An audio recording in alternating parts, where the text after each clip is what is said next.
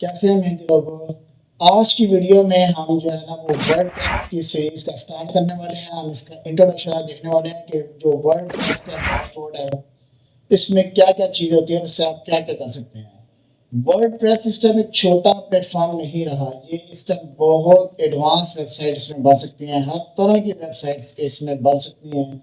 तो ऐसा नहीं है कि अगर आप वर्डप्रेस सीख रहे हैं कि आपको अपने कंपैरिजन की कोई भी वेबसाइट चाहिए तो आप नहीं बना सकते। आप इसमें बिजनेस वेबसाइट बना सकते हैं, ई कॉमर्स बना सकते हैं, लैंडिंग पेजेस बना सकते हैं, आप इसमें एलएमएस बना सकते हैं, आप इसमें डायरेक्टरी वेबसाइट बना सकते हैं, स्कूल मैनेजमेंट सिस्टम बना सकते हैं, डायरेक्टरीज बना सकते हैं, डायरेक्टरी वेबसाइट्स बना सकते हैं। हर तरह की वेबसाइट्स आप आज के दौर में वर्डप्रेस में बना सकते हैं। बड़े बड़े ऑर्गेनाइजेशन जो हैं उनकी वेबसाइट जो आजकल वर्डप्रेस में बनी हुई है। तो I will try my best कि मैं आपको वर्डप्रेस में सब कुछ सिखा सकूं। जितना मैं कोई नॉलेज होगा मैं नहीं रखूंगा। बहुत सारी ऐसी चीज़ें हैं वर्डप्रेस में छोटी छोटी जो रह जाती हैं बहुत सारे लोगों से, तो जो ज़रूरी होती हैं, तो हम उसको भी डिस्कस करेंगे कि आपको हर चीज़ का पता होना चाहिए जब आप वर्डप्रेस सीख रहे हैं। चलें वीडियो को स्टार्ट करते हैं। हेलो दोस्तों, आज की वीडियो में हम बात करने वाले हैं, जैसे कि इंट्रो में मैंने बताया कि वर्डप्रेस का इंट्रो हम आज डिस्कस करेंगे कि वर्डप्रेस में स्टार्टिंग में क्या क्या चीज़ें हैं जो आपको समझनी है, उसका डैशबोर्ड जो है वो किस तरह का होता है और क्या क्या चीज़ें किस किस तरह की उसमें परफॉर्म करती हैं। वर्डप्रेस मैं बताना चाहूँगा सबसे पहले कि ये बहुत बहुत पावरफुल CMS है। इसमें आजकल हर तरह की वेबसाइट्स को आप बना सकते हैं, विदाउट कोडिंग भी बना सकते हैं। अगर आप फंक्शनैलिटीज़ को ऐड करते हैं तो वो कम कोडिंग के साथ आप जो है ना वो बहुत अच्छा काम कर सकते हैं। और इसमें बहुत सारी थीम एंड प्लगइन्स ऐसी हैं कि बहुत ही ज़्यादा ऑसम वेबसाइट्स बन सकती हैं। तो इस वजह से वेबसाइट बनाना वर्डप्रेस में बहुत ईजी भी है, चैलेंजिंग भी है कुछ वेबसाइट्स बनाना, लेकिन एज़ कम्पेयर टू कोडिंग तो बहुत ही ईजी है। और जिस तरह का एक कोडिंग वेबसाइट होता है, कोई भी आप बड़ा प्रोजेक्ट कर रहे होते हैं तो उसमें आपको पूरी टीम चाहिए होती है, लेकिन वर्डप्रेस में अकेला बंदा भी एक बड़े प्रोजेक्ट को बना सकता है। ये वर्डप्रेस की स्पेशलिटी है, इतना बेहतरीन फीचर है इसमें। तो चले स्टार्ट करते हैं। हम सबसे पहले देखते हैं कि वर्डप्रेस को हम इंस्टॉल किस तरह से करेंगे। तो सिंपल सा तरीका है इंस्टॉल करने के लिए। ये आपको cPanel है, इसमें आप सिंपल अपनी डोमेन में चले जाएंगे। तो यहाँ से आप डोमेन को सिलेक्ट कर सकते हैं, ठीक है। और यहाँ पर अपनी कोई ना कोई डोमेन आपने ऐड की होगी, तो मैंने की हुई है ऐड, मेरी काफ़ी डोमेन्स हैं। मैं अभी ये जो सिंपल मैंने सब डोमेन क्रिएट की है, तो मैं इसमें जो है ना वर्डप्रेस को आपको बताऊंगा कि इंस्टॉल किस तरह से कर सकते हैं। सब डोमेन कैसे क्रिएट करते हैं। आप क्रिएट डोमेन में जाएंगे, यहाँ पर आपका करंट डोमेन होगा एक, जिस तरह मेरा ये zishanshani.com है, तो ये मेरा करंट cPanel है। तो मैं सब डोमेन बनाने के लिए कोई भी नेम लिख दूंगा, मिसाल पे मैं एडमिन लिखता हूँ और ये मैं zishanshani.com लिखूंगा। तो अब मैं ये करके तो यहाँ से सबमिट करूँगा, तो ये मेरा सब डोमेन बन जाएगा। इसी तरह मैंने वो वेबसाइट वाला बनाया हुआ है। जब आपका डोमेन क्रिएट हो जाता है तो सिंपल आपने कहाँ जाना है, वर्डप्रेस मैनेज्ड बाय इसमें आपने जाना है सिंपल, और ये आपको इंस्टॉल जो मेन्यू है वहाँ पर ले जाएगा। यहाँ पर आपने इंस्टॉल पे क्लिक करना होता है और यहाँ से आपने सेलेक्ट करना है कि आपने वर्डप्रेस किस में इंस्टॉल करना है। तो ये वाला सेलेक्ट कर लेते हैं और ये HTTPS वाला सेलेक्ट कर लेते हैं।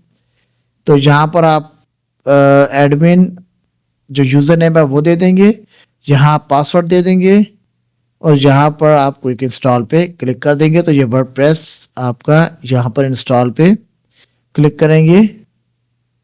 ये क्विक इंस्टॉल है, लेकिन आप यहाँ इंस्टॉल पे क्लिक करेंगे तो ये आपका वर्डप्रेस इंस्टॉल हो जाएगा। ये कुछ प्लगइन है, ये इसको अनचेक भी कर सकते हैं। अगर ये प्लगइन आपको चाहिए तो इसको आप चेक भी रख सकते हैं।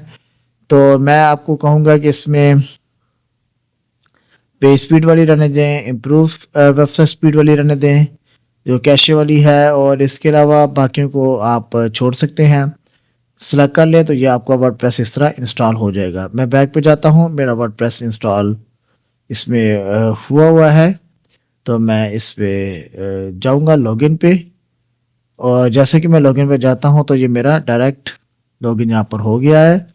अगर आप इसको इसी यूआरएल को टाइप करेंगे तो फिर आपको इसका जो आपने यूज़र ने पासवर्ड डाला होगा, यूज़र ने पासवर्ड पे जो आपने एंटर किया था वो आप डालेंगे तो आपको ये वेबसाइट लॉगिन हो जाएगा। ठीक है, अब ये देखिए सिंपल मेन्यू है हमारे पास CMS का। जैसे जैसे हम इसमें प्लगइन्स इंस्टॉल करते जाते हैं, थीम इंस्टॉल करते जाते हैं, वैसे वैसे ये ऑप्शन एक्सटेंड होती जाती हैं। कुछ इस मेन जो मेन्यू है यहाँ पर कुछ ऐड होंगी, कुछ इनकी जो सब मेन्यूज है ना जहाँ पर चीज़ें ऐड होंगी, तो हम डिटेल से देखने वाले हैं। इसमें बहुत सारी चीज़ें मैं आपको बताऊंगा कि प्लगइन्स कौन कौन सी अच्छी हैं, थीम्स कौन कौन सी अच्छी हैं, छोटी वेबसाइट किस तरह बनती हैं, बड़ी वेबसाइट किस तरह बनती हैं, वेबसाइट को ऑप्टिमाइज किस तरह किया जाता है, हम सब कुछ इसमें देखेंगे। सबसे पहले हम इसका ओवरव्यू देख लेते हैं। यहाँ पर ये डैशबोर्ड है जिसमें ये होम आया हुआ है, ये होम मेरे पास अभी शो हो रहा है। यहाँ अपडेट में मैं जाता हूँ तो मेरे पास कोई भी वर्डप्रेस से रिलेटेड यहाँ पर अपडेट होगी, थीम की या प्लगइन की, तो वो यहाँ पर मुझे शो कर देगा। अभी मेरे पास सब कुछ अप टू डेट है, इंस्टॉल ही कुछ नहीं है, फ्रेश वेबसाइट है, फ्रेश CMS है, तो इस वजह से मेरे पास यहाँ पर कुछ भी नहीं आ रहा। यहाँ पर उसके बाद आ जाता है पोस्ट का ऑप्शन। ये पोस्ट यूज़ होता है जब भी हम कोई पोस्ट वगैरह ब्लॉग्स वगैरह के लिए यूज़ करते हैं, तो इस पोस्ट वगैरह से हम फिर कोई भी ब्लॉग वगैरह लिखते हैं। ये पेज की तरह ही होता है। ऐड न्यू पोस्ट में मैं जाता हूँ तो सिंपल जिस तरह एक पेज का डिस्प्ले होता है वैसे ही ये डिस्प्ले होता है, ये आप देख सकते हैं। यहाँ टाइटल ऐड करूँगा मैं, मिसाल के तौर पे मैं लिख देता हूँ क्रिकेट, तो बस यहाँ पर मैं पब्लिश कर दूंगा तो ये मेरा एक पोस्ट बन जाएगा। इस तरह मैं ये पब्लिश कर देता हूँ। अब ये देख सकते हैं कि आप ये मेरा एक पोस्ट बन गया है। व्यू पोस्ट में मैं क्लिक करता हूँ तो ये देख सकते हैं ये भी सिंपल सा जो इसका डिफ़ॉल्ट आ रहा है यहाँ पर ये इस तरह आ जाएगा। बैक पे जाते हैं हम, ये देखें अब ये क्रिकेट का मेरा एक पोस्ट जो है वो यहाँ पर बन गया है। ठीक है, तो यहाँ पर ये ऐड से अभी ये हमने किया वो ये वाली ऑप्शन ही है। कैटेगरी में आप यहाँ पर बहुत सारी कैटेगरी, अभी अन कैटेगरी ये ऑटोमेटिकली आती है। मैं इसको डिलीट भी कर सकते हैं और यहाँ पर हम न्यू कैटेगरी भी कर सकते हैं। मिसाल पे क्रिकेट में मैं यहाँ पर कैटेगरी लिखता हूँ जी पाकिस्तान ऐड करना चाहता हूँ, या मैं इंडिया ऐड करना चाहता हूँ। तो ये देखिए अब ये कैटेगरीज बनती जा रही है। ठीक है, तो इस तरह से ये हम इसमें कैटेगरीज जब ब्लॉग लिखते हैं ना तो उसकी एक कैटेगरीज को हम मेंशन करते हैं कि इस कैटेगरी पे मैंने ब्लॉग को रखना है, तो ये इस काम के लिए आता है। यहाँ पर टैग्स आ जाते हैं, हम यहाँ पर टैग्स रखते हैं कि हमने कौन कौन से टैग्स हमारे पास होने चाहिए। क्रिकेट के डिफरेंट टैग्स होते हैं जो ये सर्च वॉल्यूम में आपको हेल्प करते हैं।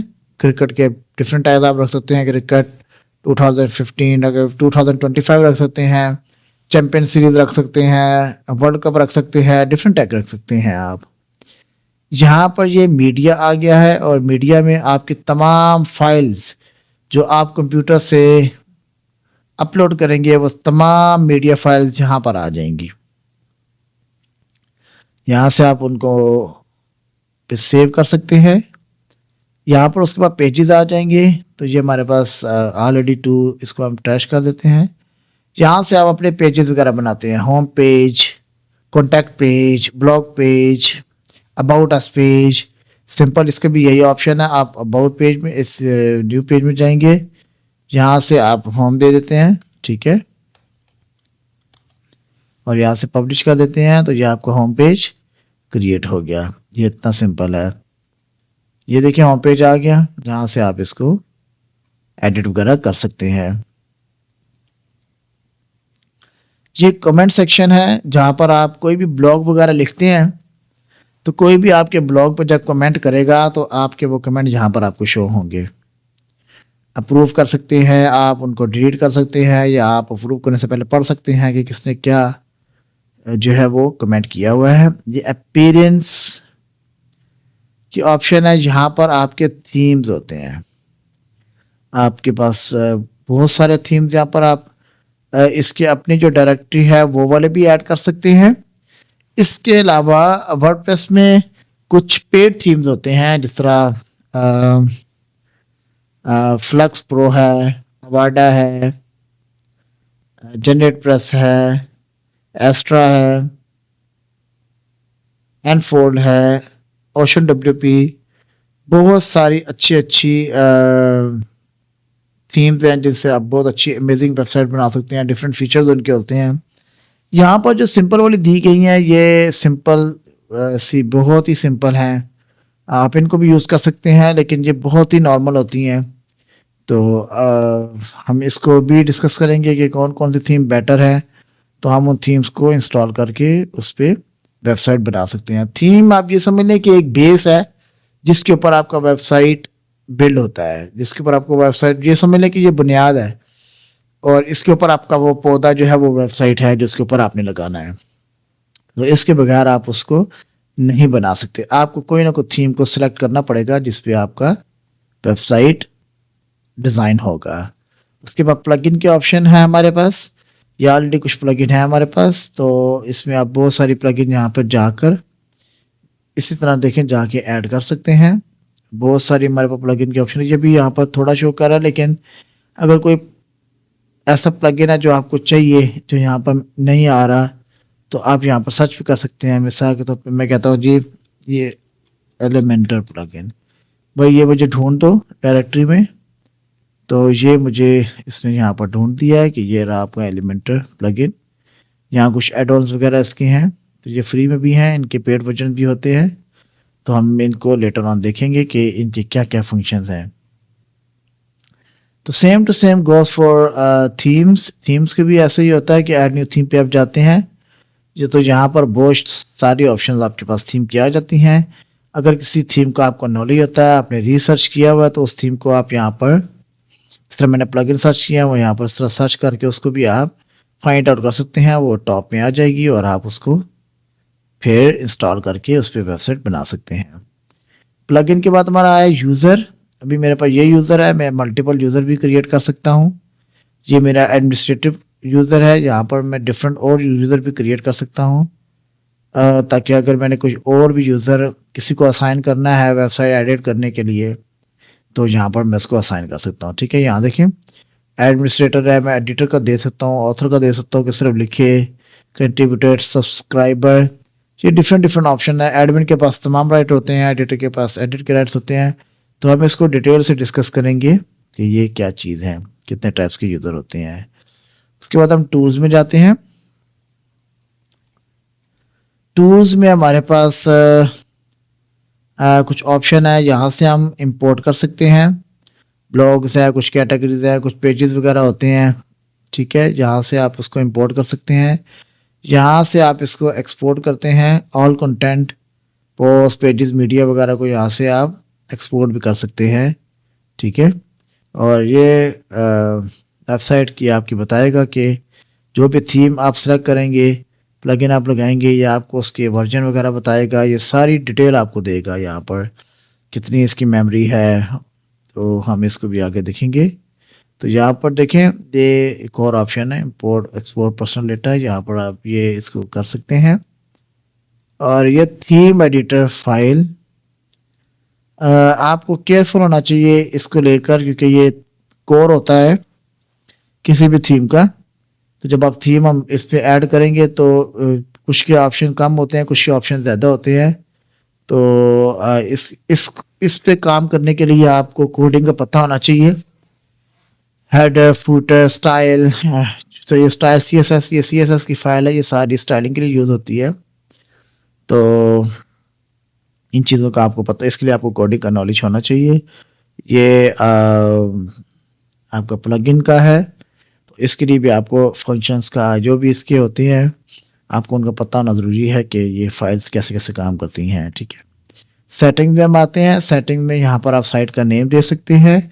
टैग लाइन में आप लिख सकते हैं कि ये है क्या है। ठीक है, ये साइट आइकन यहाँ पर एक ऑप्शन दिया हुआ है, यहाँ से आप इसको सेलेक्ट करेंगे ये आपको देखें ये मेरा सी पैनल ऊपर आ रहा है, सी पैनल का अपना एक ये पर आइकन दिया हुआ है ये टॉप में ना, तो इस आइकन को साइट आइकन कहते हैं। तो यहाँ से आप इसका साइट आइकन चेंज कर सकते हैं, ठीक है।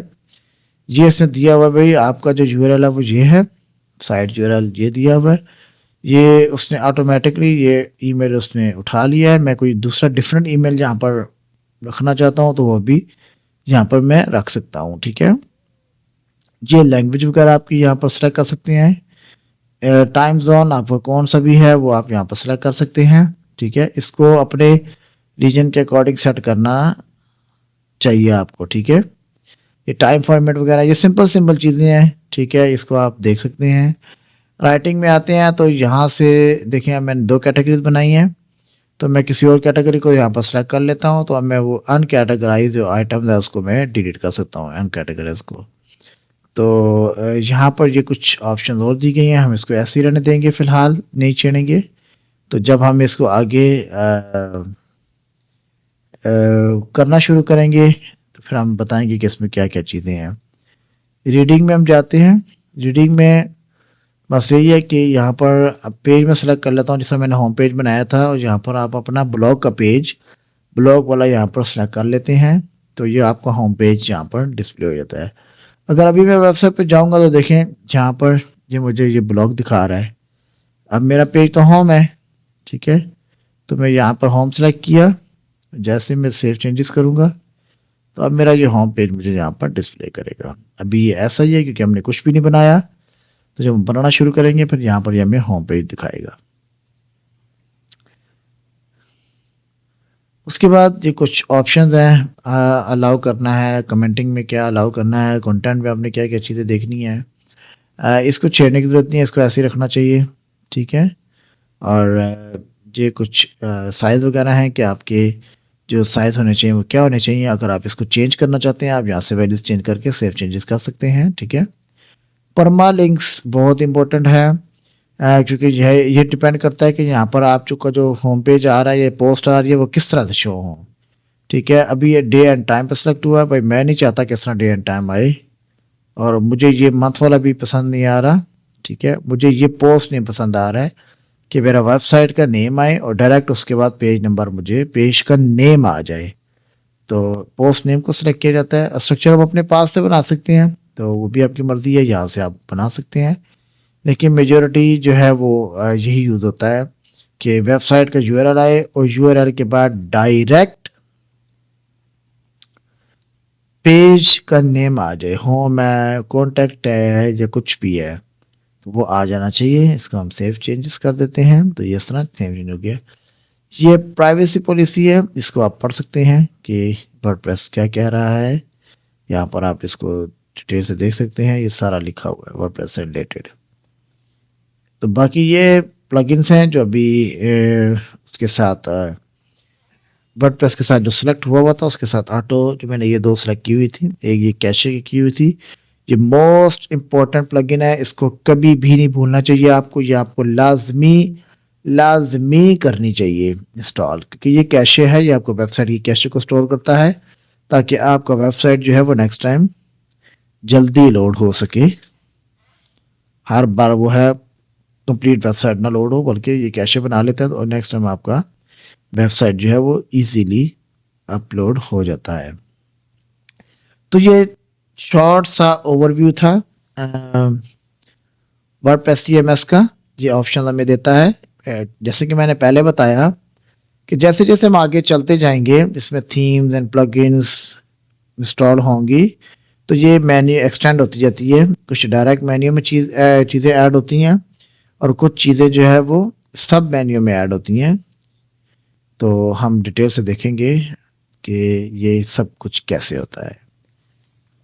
तो वीडियो अच्छी लगी तो चैनल को सब्सक्राइब कीजिएगा और बेल आइकन के बटन को भी दबाइएगा ताकि आपको मेरी वीडियो इस तरह मिलती रहे। ये बहुत डिटेल सीरीज़ हमारी होगी और इसमें हम हर तरह की वेबसाइट को डिस्कस करेंगे, टूल्स को डिस्कस करेंगे, छोटी छोटी गलतियाँ जो बिगिनर सीखते हैं तो वो छोटी छोटी ऐसी भी गलतियाँ करते हैं जिनको उनकी समझ उनको स्टार्टिंग में नहीं आ रही होती। तो हम ईच एंड एवरीथिंग को कवर करेंगे ताकि सब कुछ आपको समझ आ रहा हो। जब आप टमाटो ट्यूटोरियल्स को देखेंगे तो आप एक प्रो लेवल के वेबसाइट डेवलपर वर्डप्रेस के बन जाएंगे विदाउट कोडिंग। ये हमारी जो सीरीज होगी ये विदाउट कोडिंग होगी, इसमें हम कोडिंग को नहीं डिस्कस करेंगे। अगर बहुत इंपॉर्टेंट कुछ शॉर्ट कोड्स हुए HTML के, CSS के या जावास्क्रिप्ट के या कुछ थोड़े बहुत, तो वो एक अलग बात है। अदरवाइज मैं इसको सिंपल रखने की कोशिश करूंगा। मैं हर तरह की प्रोफेशनल वेबसाइट को बगैर कोड के आपको बनाना सिखाऊंगा ताकि आप इजीली अपनी वेबसाइट जिस तरह की आप बनाना चाहें आप बना सकें। ये एक बहुत बड़ा स्किल है। आजकल आपको पता है कि हर वेबसाइट जो है वो हर बिजनेस जो है वो ऑनलाइन शिफ्ट हो रहा है, हर किसी को वेबसाइट चाहिए। तो अगर आपको वेबसाइट बनाने का नॉलेज आ सकता है तो आप कितना अच्छा रेवेन्यू कमा सकते हैं, आप अपने कितने अच्छे अच्छे प्रोजेक्ट्स जो है वो बना सकते हैं, ये आपकी सोच है। तो नेक्स्ट वीडियो में मिलेंगे, तब तक के लिए फ़ी अमानिल्लाह।